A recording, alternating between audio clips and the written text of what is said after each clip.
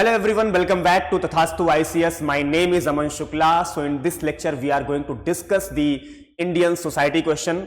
जैसा कि हमने पिछले लेक्चर में पिछले वीडियो में दो क्वेश्चन हमने इंडियन सोसाइटी के डिस्कस कर लिए थे यूपीएससी सीएससी 2024 मेंस के।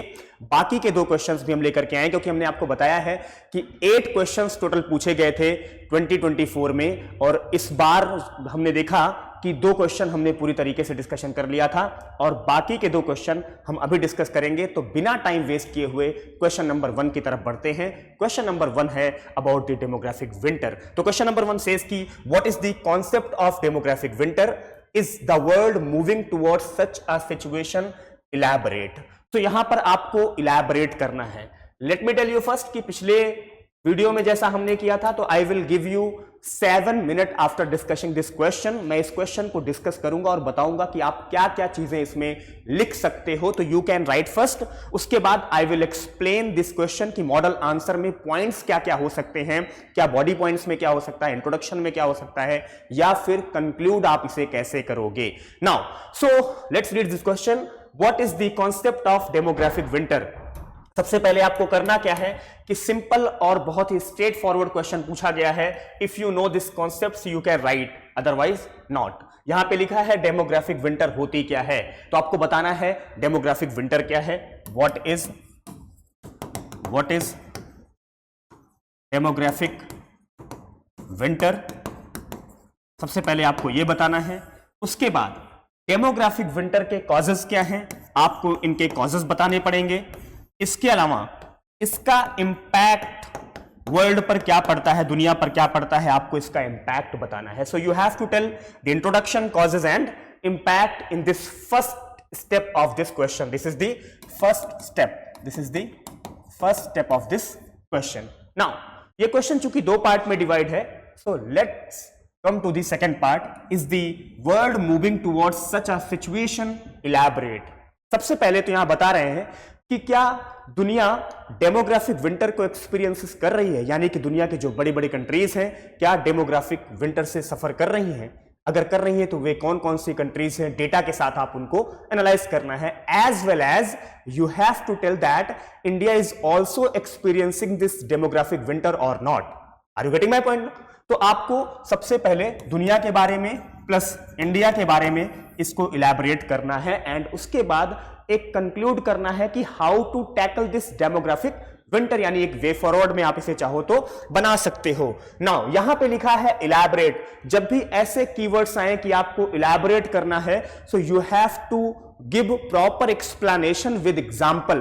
तो यहां पर आपको एक प्रॉपर एक्सप्लेनेशन देना है, इसको थारली एक्सप्लेन करना है विद एग्जाम्पल के साथ जो जो पॉसिबल एग्जाम्पल्स हो सकते हैं you have to write down. So this is your first question. I will give you 7 minutes. After 7 minute I will discuss this question कि क्या क्या पॉसिबल इसके पॉइंट्स हो सकते हैं इंट्रो में, बॉडी में और कंक्लूजन में। तब तक के लिए your time starts now.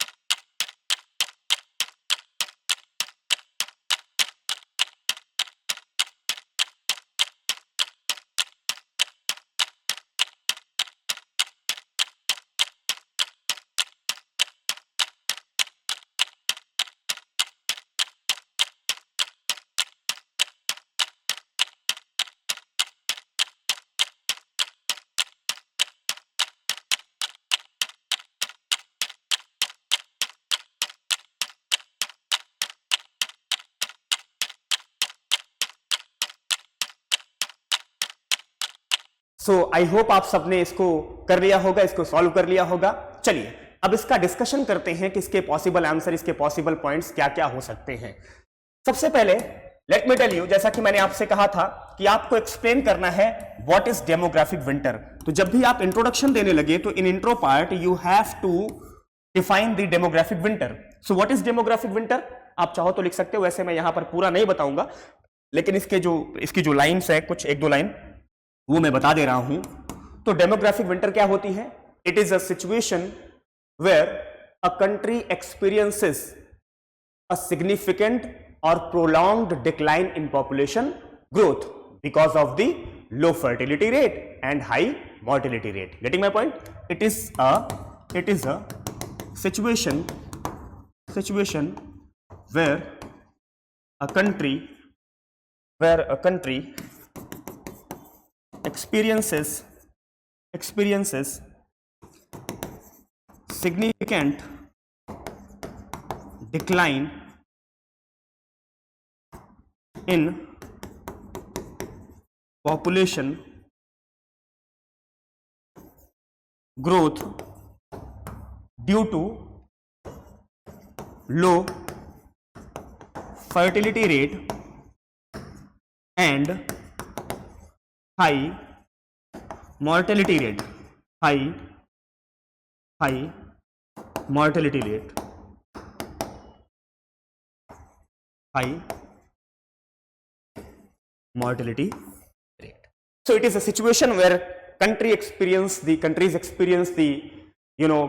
population decline because of the low fertility and high mortality. सबसे पहले आपको दिखाना है इसका इंट्रोडक्शन में, ठीक है। इसके अलावा you can, if you want, you can explain the TFR, total fertility rate, because this is the concept, it is divided into two basic concept ना, तो दो डोमेन में डिवाइड है, TFR total fertility rate and replacement level of fertility rate. Replacement level of fertility rate. Let me tell you guys कि आपका ये जो question है ना, ये 10 मार्क्स का है, यानी कि 150 वर्ड में आपको लिखना है, तो 150 वर्ड की ये जो लिमिट है ना, इसे भी आपको कंसीडर करना होगा, ज्यादा नहीं होनी चाहिए, क्योंकि यहां पर अगर आप TFR और या फिर आप replacement level of fertility rate को डिफाइन करने लगोगे तो शायद वर्ड लिमिट क्रॉस कर जाए, इसीलिए आपको ध्यान में रखना है। तो क्योंकि बहुत ज्यादा एक्सप्लेन करने की जरूरत नहीं, क्योंकि आगे भी आपको इसके कॉजेज और इंपैक्ट भी तो लिखने हैं ना, तो अगर आप चाहो तो कर सकते हैं, वरना नहीं। जैसे कि TFR पूछा गया है तो सिंपल की एक चाइल्ड, एक विमेन की जो चाइल्ड बियरिंग एज है, उसमें एक विमेन जो होती है, एक औरत जो होती है, वो कितने बेबी बॉर्न कर सकती है, यानी 15 से लेकर के 49 की एज में कितने बेबी बॉर्न कर सकती है, ये उसका बेसिकली क्या दिखाता है, ये TFR दिखाता है, ठीक है। इस पे हम नहीं बात करेंगे क्योंकि ये पूछा नहीं है और बहुत ज्यादा एक्सप्लेन करने से वर्ड लिमिट भी क्रॉस हो जाएगी, तो इतना केवल और केवल रहने देना है, ठीक है। It is mainly because of the low fertility rate and high mortality rate. Now let's start with this body part. इसके बॉडी पार्ट में हम आ जाते हैं। अगर इस क्वेश्चन के बॉडी पार्ट में देखें तो बॉडी पार्ट में सबसे पहले हमें बताना है कॉजेस ऑफ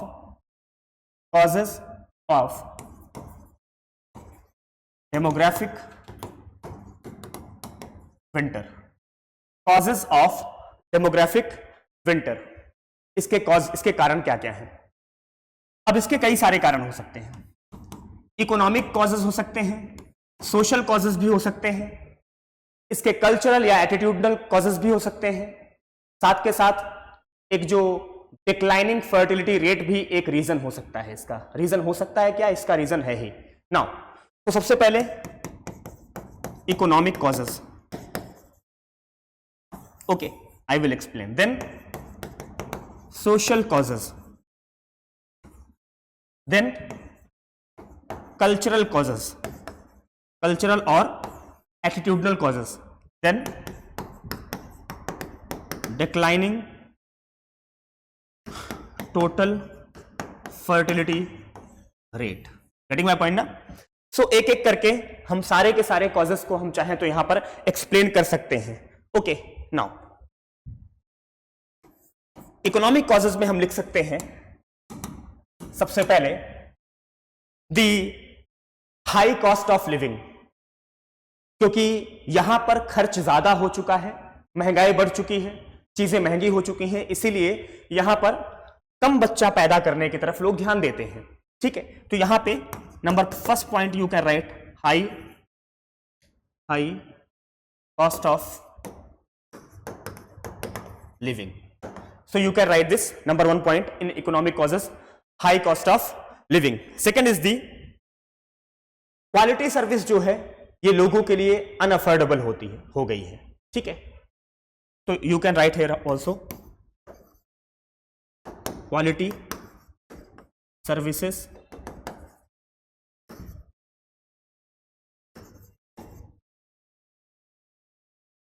become अनअफोर्डेबल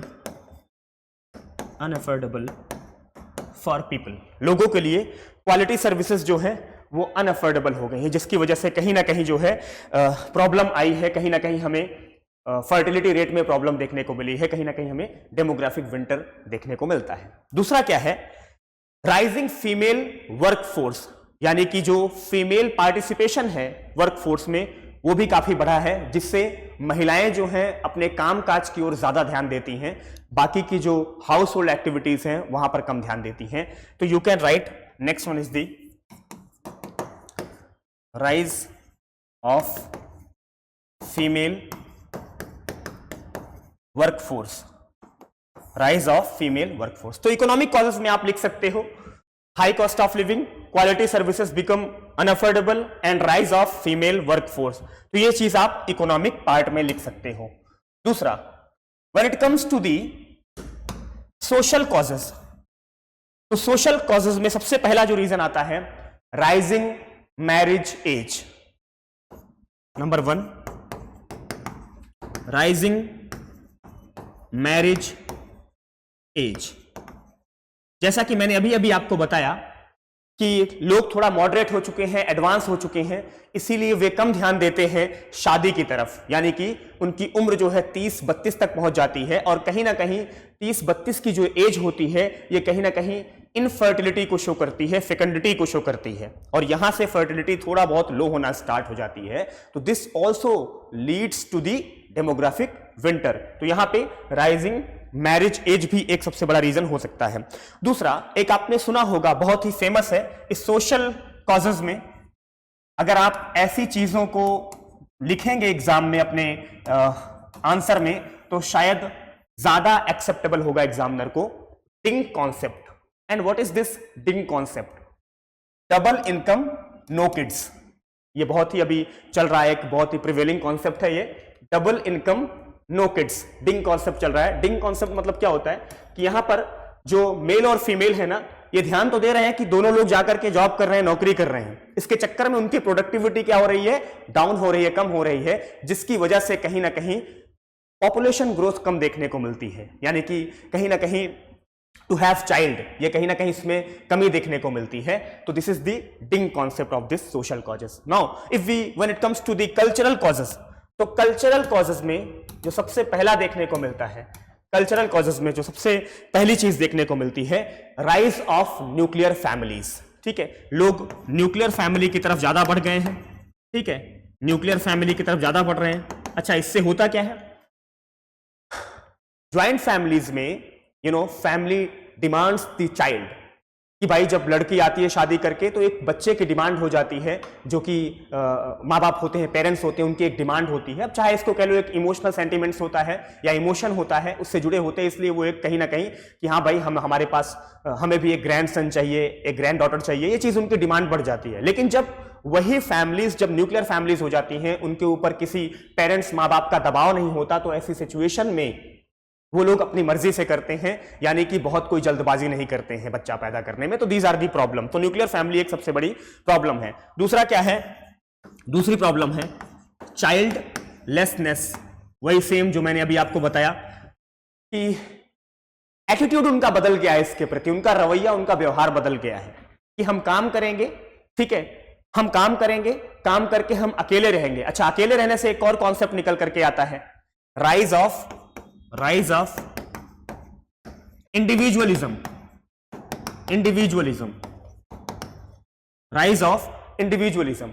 ठीक है, तो अकेले रहना, न्यूक्लियर फैमिली का ना होना, चाइल्डलेसनेस यानी कि हमें अभी बच्चा नहीं चाहिए। So these are the things जो कि कहीं ना कहीं लीड करती हैं पॉपुलेशन को डिक्लाइन होने में, कहीं ना कहीं बहुत बड़ा रोल प्ले करती है। Now decline total fertility rate जैसा कि कम हो रहा है, मैंने आपको बताया था कि कहीं ना कहीं ये भी एक बहुत बड़ा रोल प्ले करता है। इंडिया की अगर बात करें तो इंडिया में जो अभी नेशनल फैमिली हेल्थ सर्वे आया 2019-20 में, नेशनल NFHS 5 जिसे कहते हैं, वो बताता है कि इंडिया का जो टोटल फर्टिलिटी रेट है वो 2.0 यानी कि तकरीबन 2% है। लेकिन जब ये शुरू हुआ था इन 1992 फर्स्ट NFHS, तो इट वाज 3.4। तो कितना ज्यादा डिक्लाइन आया है, कितने ज्यादा गिरावट आई है फर्टिलिटी रेट में बेसिकली इंडिया के। तो कहीं ना कहीं टोटल फर्टिलिटी रेट एक बहुत बड़ा रोल प्ले करता है पॉपुलेशन ग्रोथ में। ठीक है, तो ये हो गए इसके कॉजेस। अब इसी बॉडी पार्ट में आप दिखा सकते हो इंपैक्ट, आप यहां पर दिखा सकते हो impact, economic impact, okay, economic impact, economic impact के बाद social impact, social impact, political impact, political impact. Now economic impact में क्या आएगा कि भाई अगर पॉपुलेशन नहीं होगी तो क्या होगा, पॉपुलेशन नहीं होगी तो कहीं ना कहीं डिक्लाइन वर्कफोर्स, और जब वर्कफोर्स में कमी आएगी तो फिर क्या, किस में कमी आएगी, डिक्लाइन जीडीपी, एक कंट्री की जीडीपी जो है उसमें गिरावट देखने को मिलेगी, क्योंकि पार्टिसिपेट नहीं करेंगे, वर्कर्स नहीं होंगे, लेबर नहीं होंगे, तो कहीं ना कहीं प्रॉब्लम देखने को मिलेगी। एंड तीसरा, it also leads to the less innovation, less innovation और अल्टीमेटली लेस डेवलपमेंट, ये चीजें देखने को मिलती है। तो बहुत ही ज्यादा भयानक, बहुत ही ज्यादा भयावह, बहुत ही ड्रास्टिक, डेंजरस इसके इंपैक्ट हो सकते हैं, बहुत खतरनाक, अगर इसमें कोई इंप्रूवमेंट या इसमें कोई सुधार नहीं किया गया तो। This is the economic causes. Now next one is the social causes. Social causes में क्या होगा, rise in aging population, like Japan, ageing population बढ़ेगी। एजिंग पॉपुलेशन क्या होता है, जो ओल्ड एज के लोग हैं ना उनकी पॉपुलेशन ज्यादा इंक्रीज होगी as compare to middle age. Youth हैं, यंगस्टर्स हैं, उनकी पॉपुलेशन कम होगी, और जो ओल्ड एज के लोग हैं उनकी पॉपुलेशन बढ़ेगी। अब जब पॉपुलेशन ओल्ड एज के लोगों की बढ़ेगी तो क्या होगा, सबसे बड़ी जो प्रॉब्लम देखने को मिलती है वो देखने को मिलती है जनरेशन क्लैशेस। जनरेशन क्लैशेस, अब जनरेशन क्लैशेस कैसे, अब जनरेशन क्लैशेस ऐसे इसलिए क्योंकि जो ओल्ड एज के लोग हैं वो अपने ट्रेडिशनल वे में चीजों को चलाना चाहेंगे। जब वो ट्रेडिशनल वे में चीजों को चलाना चाहेंगे, पुराने परंपरागत तरीके से चीजों को चलाना चाहेंगे, तो न्यू डेवलपमेंट, न्यू इनोवेशंस नहीं होंगे, डेवलपमेंट नहीं होंगे, और बहुत ही टाइम लगेगा किसी पर्टिकुलर चीज को चेंज होने में। यानी कि डेवलपमेंट में बहुत ज्यादा टाइम लगेगा, क्योंकि ये जनरेशन क्लैशेस हो गया ना यहां पर। आज भी अगर आपने देखा होगा फैमिली में, अगर कोई बूढ़े बुजुर्ग हैं अगर आपकी फैमिली में, तो अगर आप कुछ नया करने जाओ या आप कार खरीदने जाओ, लेट्स टेक एन एग्जांपल, अगर आप कार खरीदने जाते हो तो अगर आपके ग्रैंडफादर है घर में, उनको पता लग गया कि आप कार खरीदने जा रहे हो, तो ग्रैंडफादर आपको एग्जांपल देंगे, कार खरीदने जा रहे हो, तुम्हारे बराबर थे तो हम पैदल चला करते थे, साइकिल से चला करते थे, तुमको पैसा बस केवल पैसे खर्च करना है, ऐसे करके कुछ बातें बोलते हैं। तो ये जनरेशन, तो आप बताओगे दादाजी आप नहीं समझते हो, जरूरत पड़ती है, समय बदल चुका है। Are you getting my point ना? So these are the things that you need to understand. तो कहीं ना कहीं जनरेशन क्लैशेस होगा, ठीक है, जनरेशन क्लैशेस से लो डेवलपमेंट देखने को मिलेगा। अब देख सकते हो कितने डेंजरस इंपैक्ट इसके हो रहे हैं, और सबसे ज्यादा डिपेंडेंट पॉपुलेशन बढ़ जाएगी, यानी कि जो डिपेंडेंट पॉपुलेशन है ना वो तेजी से बढ़ जाएगी, यानी कि 0 to 15 एंड 50 प्लस 60 प्लस तो डिपेंडेंट पॉपुलेशन है, यानी कि बच्चों की और बुजुर्गों की, वो बढ़ जाएगी, यंगस्टर्स की कमी हो जाएगी। So these are the social impact that can be seen when a country experiencing this demographic winter. Now, what is the political impact of this demographic winter? सबसे पहले तो कहीं ना कहीं हमें जो है एक प्रॉब्लम देखने को मिलती है, जियोपॉलिटिकली हमें सबसे ज्यादा प्रॉब्लम, क्योंकि हमारे पास कुछ है ही नहीं। तो हमारा जो less geopolitical advantages geopolitical advantages नहीं मिलेंगे, क्योंकि हमारे पास कुछ है ही नहीं। हमारी पॉपुलेशन डाउन हो गई, जीडीपी नहीं हमारे पास, इनोवेशन नहीं हमारे पास, डेवलपमेंट नहीं हमारे पास। तो ऐसे में कौन यहां पर आकर के एफडीआई जैसी चीजों को लेकर के आएगा? कौन दुनिया में हमें एक मेन स्ट्रीम में हमें दिखाने की कोशिश करेगा? तो कहीं ना कहीं हम दुनिया के जितने भी एडवांटेजेस होंगी उनसे कहीं ना कहीं हमें दिक्कतें देखने को मिल सकती हैं उनमें। इसके अलावा इमिग्रेशन बढ़ जाएगा, इमिग्रेशन राइज हो जाएगा, इमिग्रेशन राइज हो जाएगा। तो ये कुछ इंपैक्ट है, पॉलिटिकल इंपैक्ट है डेमोग्राफिक विंटर के, economic, social and political. Now अगला क्वेश्चन, अगला जो हमारा स्टेप है, अगला स्टेप कह रहा है is world moving towards this situation? So yes. तो यहां पर आप चाहो तो हेडिंग बना करके बॉडी पार्ट में ही लिख सकते हो, ठीक है। Is the world moving towards this situation? So I will say yes, I will say yes. ऐसा क्यों? Number one because declining total fertility rate, जिसकी वजह से हो क्या, ये क्या रहा है, प्रॉब्लम क्या आ रही है कि टोटल फर्टिलिटी रेट डिक्लाइन होने से जो कंट्रीज की जो प्रोडक्टिविटी है वो कम हो रही है, और प्रोडक्टिविटी के कम होने से पॉपुलेशन पर सीधा उसका डायरेक्ट इंपैक्ट पड़ रहा है। ओके, नाउ अब ये जो मोस्ट डेवलप्ड कंट्रीज है, मोस्ट डेवलप्ड कंट्रीज हैं, उन पर भी बहुत बुरा इंपैक्ट पड़ रहा है। जो मोस्ट डेवलप्ड कंट्रीज हैं उन पर भी बहुत बुरा इंपैक्ट पड़ रहा है। कैसे? देखिए, सबसे पहले मैं आपको बताऊं, countries like Russia, USA, Japan, इनमें बहुत ही ज्यादा डिक्लाइन देखने को मिल रहा है, ठीक है। जैसे कि अगर मैं बात करूं यहां पर जापान की, अगर मैं यहां पर जापान की बात करूं तो जापान का जो टोटल फर्टिलिटी रेट है वो गिर करके 1.3 हो चुका है। जापान का 1.3 हो चुका है। इटली का 1.2 हो चुका है। जर्मनी का 1.5 हो चुका है। सबसे कम है नॉर्थ कोरिया का, ठीक है। अगर नॉर्थ कोरिया की बात करें तो 0.84 हो चुका है, यहां पर 0.84 हो चुका है। तो ये चीजें जो है हमें देखने को मिलती हैं। इसके अलावा अगर हम बात करें इंडिया का, तो इंडिया का टोटल फर्टिलिटी रेट 2 हो चुका है। तो दीज आर दी प्रॉब्लम ना कहीं हमें देखने को मिलती है। तो you can mention the data also in your answer in this part. आप इसमें अपने डेटा को मेंशन कर सकते हो। I hope you are getting my point. अच्छा, यूरोप में तो इतना तेजी से गिर रहा है, ये यूरोप में इतना तेजी से डाउन हो रहा है, पॉपुलेशन इतनी तेजी से गिर रही है, बहुत ही ज्यादा प्रॉब्लम आ रही है, जिसकी वजह से हंगरी जैसी जो कंट्री है ना, हंगरी, ये तो क्या कहती हैं, ये कहती हैं कि हम आपको इंसेंटिव देंगे, you know, for having child. So they provide incentives to the families for having child.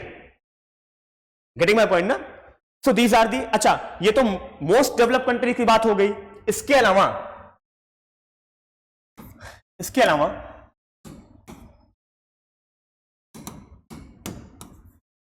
India जैसी जो डेवलपिंग कंट्रीज है ना, डेवलपिंग कंट्रीज हैं, यहां पर भी हमें कहीं ना कहीं टोटल फर्टिलिटी रेट में कमी देखने को मिलती है।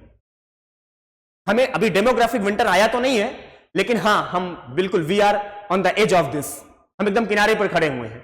क्योंकि जिस तरीके से डिक्लाइन हो रहा है, national family health survey number 5 के अकॉर्डिंग, जिस तरीके से 1992 से लेकर के 2020 तक जिस तरीके से डिक्लाइन आई है, कहीं ना कहीं यह भी दिखा रहा है कि India is going towards this, India भी जा रहा है इस सिचुएशन में। अच्छा, कुछ एक्सेप्शन को छोड़ दिया जाए, लाइक अफ्रीकन कंट्रीज, जो सब सहारन अफ्रीकन कंट्रीज है, लाइक नाइजीरिया, चैड, ये जो कंट्रीज हैं, यहां पर कहीं ना कहीं पॉपुलेशन बड़ी है। यहां का जो टोटल फर्टिलिटी रेट है वो 5 पॉइंट समथिंग है, 5.3 5.2 देखने को मिलता है, यानी कि यहां की पॉपुलेशन बड़ी है, यहां की पॉपुलेशन बहुत ज्यादा तेजी से ग्रो करी है। Now so these are the things जो कि आप बॉडी पार्ट में मेंशन कर सकते हो। Now you can conclude with the way forward. You can conclude with this way forward. इसमें आप क्या मेंशन कर सकते हो कि भाई how to improve this demographic winter. तो सबसे पहले यहां पर आपको चाइल्ड केयर और एजुकेशन में इंप्रूवमेंट लानी होगी, चाइल्ड केयर और एजुकेशन में इंप्रूवमेंट लानी होगी। दूसरा, health care sectors can also be improved. And third, better household and infrastructure development can also be improved. यानी कि ये कुछ वे फॉरवर्ड हैं, अगर इन चीजों को अपना लिया जाए तो डेमोग्राफिक विंटर के जो इंपैक्ट हैं इसको कम तो नहीं किया जा सकता, लेकिन इसके जो इंपैक्ट हैं उसे कम किया जा सकता है। So these are the things जो कि आप इंट्रोडक्शन में, बॉडी पार्ट में और कंक्लूजन में लिख सकते हो। What is demographic winter in introduction, then when it comes to the body part, what are the causes of this demographic winter, what are the impact. उसके अलावा हाँ, इंपैक्ट जब भी आप लिखोगे थोड़ा एग्जांपल के साथ थोड़ा डाल दोगे तो अच्छा रहेगा। उसके अलावा क्या दुनिया इसकी तरफ मूव कर रही है, तो यस, उसके आपको कुछ एग्जांपल्स डाल देने हैं बाकी कंट्रीज के डेटा के साथ, देन कंक्लूड कर देना है आपको वे फॉरवर्ड के साथ। ये इसका एक स्टेप हो गया। तो स्टेप बाय स्टेप चीजों को लेकर के चलना है। Now the second question is, what type of cooperation between the government, NGOs and private sectors would be most effective in tackling socio economic issues of development. ठीक है, सबसे पहले इस क्वेश्चन, बहुत ही सीधा क्वेश्चन पूछा गया है, घुमा के नहीं पूछा गया है, कि गवर्नमेंट, एनजीओस और प्राइवेट सेक्टर के बीच में कोलैबोरेशन, एक कोलैबोरेशन दिखाने को बोल रहा है। क्या करने के लिए? To solve this socio economic issues, यानी कि यहां पे ये बताना है कि सोशियो इकोनॉमिक डेवलपमेंट में गवर्नमेंट, एनजीओस और प्राइवेट सेक्टर्स के आपस में कोलैबोरेशन, उनकी सहयोगिता, उनकी सहजीविता क्या क्या है। This is your question. Now what you have to do, very first you have to introduce what are the in the introductory part, what are the socio economic issues, what are the socio economic issues, then what are the socio economic development with example, what are the socio economic development in education, in health care। अगर हम socio economic issues की बात करें तो सबसे पहला issue आता है, सबसे पहला inequality, education, infrastructure, health, environmental concern. Okay, so these are some socio economic issues. इनके एग्जाम्पल के साथ कि क्या क्या दिक्कतें आई हैं विद डेटा, कि अगर किसी सर्वेस के थ्रू ये चीजें हुई हैं, उन सर्वेस को आपको यहां पर लिखना है। देन कह रहे हैं कि यहां पर जो कोलैबोरेशन है, कोलैबोरेशन भी आपको दिखाना है, यानी कि ऐसा कोई एग्जांपल देना है कि गवर्नमेंट और एनजीओस के बीच में क्या कोई कोलैबोरेशन हुआ है। ऑफ कोर्स हुआ है। क्या गवर्नमेंट और किसी प्राइवेट कंपनी के बीच में कोई कोलैबोरेशन हुआ है? बिल्कुल हुआ है। गूगल के बीच में हुआ, गवर्नमेंट के बीच में हुआ, skill India, digital India, is are the part of this collaboration ना। तो आपको ये सिम्बायोटिक, सिनर्जिक आपको यहां पर रिलेशनशिप दिखानी है। गेटिंग माय पॉइंट ना? तो अभी मैं आपको 7 मिनट्स दूंगा। So after 7 minute I will solve, और मैं आपको सुटेबल पॉइंट्स इसके बताऊंगा। Your time start for this second question now.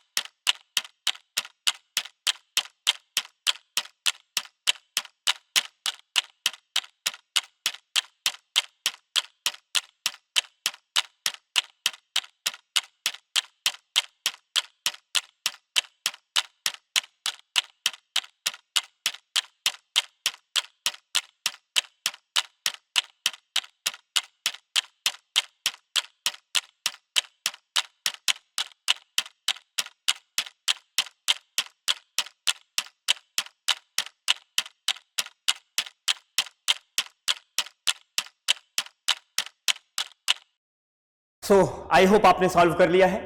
चलिए अब शुरुआत करते हैं इस क्वेश्चंस के डिस्कशन में कि क्या क्या इसमें चीजें हो सकती हैं।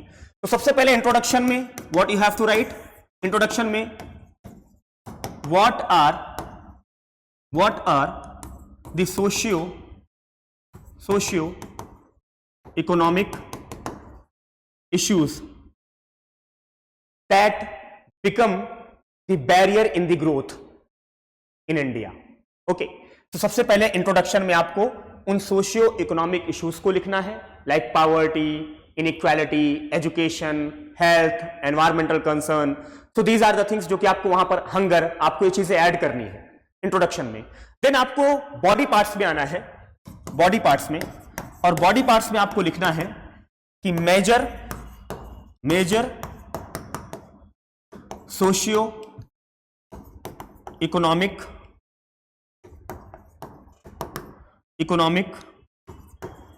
Development in India. Okay, major socio economic development in India, जहां पर हमें डेवलपमेंट की जरूरत है। तो सबसे पहले आता है नंबर 1 पे poverty and inequality. Poverty and inequality, Oxfam की एक रिपोर्ट है, ऑक्सफैम की एक रिपोर्ट है, 2023 में रिपोर्ट आई। और इस रिपोर्ट के अकॉर्डिंग, क्योंकि डेटा मेंशन करना आपको बहुत जरूरी है, खास करके बॉडी पार्ट में, जब भी आप ऐसी चीजों को बताते हो, डेटा मेंशन करने से वैलिडिटी, जैसा कि मैंने पिछले क्वेश्चंस में भी बताया है, वैलिडिटी आपके आंसर की बढ़ जाती है, एक ट्रस्ट बढ़ जाता है एग्जामिनर का आपके आंसर के ऊपर, इसलिए डेटा आपको थोड़ा मेंशन करना होगा। तो ऑक्सफैम की रिपोर्ट के हिसाब से देखा गया है कि जो इंडिया की 60% ऑफ वेल्थ है, इंडिया की जो 60% ऑफ वेल्थ है, वो भारत के 5% लोगों के पास जमा होकर के रखी हुई है। यानी कि इंडिया के 60% वेल्थ पर 5% रिचेस्ट लोगों का कब्जा है, 5% रिचेस्ट लोगों का कब्जा है। तो पहली बात तो आपको यहां पर यह मेंशन करना है, पहला पॉवर्टी एंड इनइक्वालिटी। सेकंड,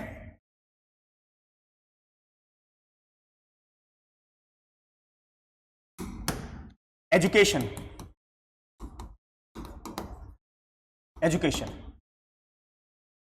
यहां पर जो क्वालिटी एजुकेशन की एक्सेस है, इट इज स्टिल लिमिटेड, अभी भी दिक्कतें देखने को मिलती हैं क्वालिटी एजुकेशन में, क्वालिटी एजुकेशन में अभी भी दिक्कतें देखने को मिलती हैं। According to ASER annual status of education report, this is the ASER annual status of education report के हिसाब से क्या देखा गया कि भाई 25% जो यूथ हैं, 25% यूथ क्लास सेकंड लेवल के जो भी रीडिंग्स होती हैं उसको केवल और केवल 25% यूथ ही पढ़ पाते हैं, क्लास सेकंड लेवल की readings in their regional languages. तो this is also big data. इसके अलावा अगर हम बात करें हेल्थ की,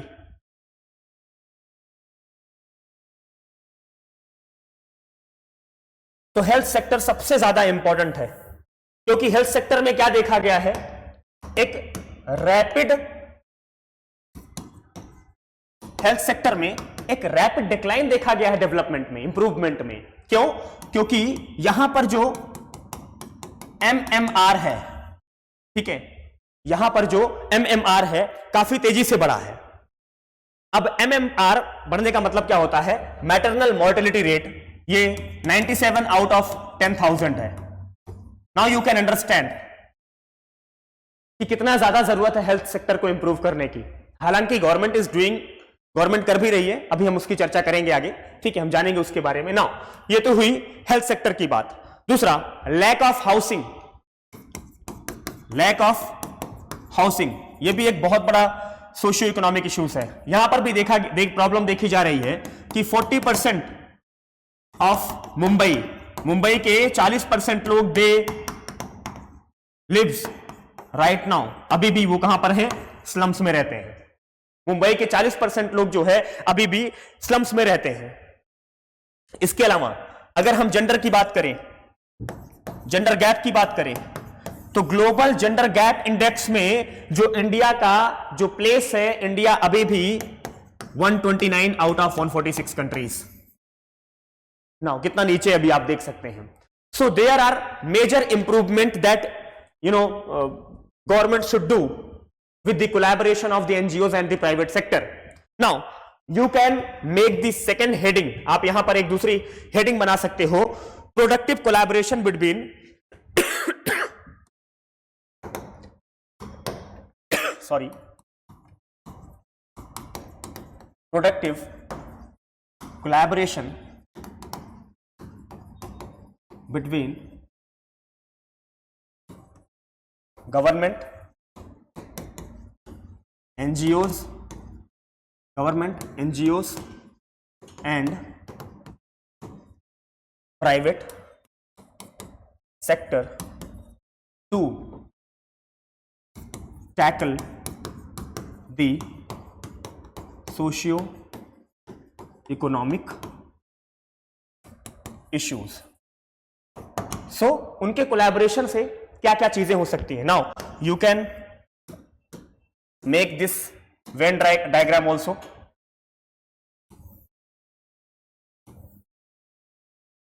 Okay, so this is the government, private sector and NGOs, and they all will do for public welfare. किसके लिए काम करेंगे? पब्लिक वेलफेयर के लिए काम करेंगे। ठीक है, इसमें जो सबसे इंपॉर्टेंट पहली चीज देखने को मिलेगी वो क्या देखने को मिलेगी? Number 1, public private partnership. Public private partnership से क्या हुआ है कि जो रोड बिल्डिंग्स है ना, इंफ्रास्ट्रक्चर या जो रोड बिल्डिंग्स हैं उनमें इंप्रूवमेंट देखने को मिली है। रोड बिल्डिंग्स में इंप्रूवमेंट देखने को मिली है। एग्जाम्पल के लिए national highway development programme, national highway development programme. इसके अलावा जो ग्राउंड लेवल पर जो ग्राउंड इंप्लीमेंटेशन है, ये भी with the help of NGOs, ये भी काफी ज्यादा देखने को मिली है, जिसमें प्रधानमंत्री ग्राम सड़क योजना is the good example of this. प्रधानमंत्री ग्राम सड़क योजना। ठीक है, इसके अलावा टेक्नोलॉजी और इनोवेशन में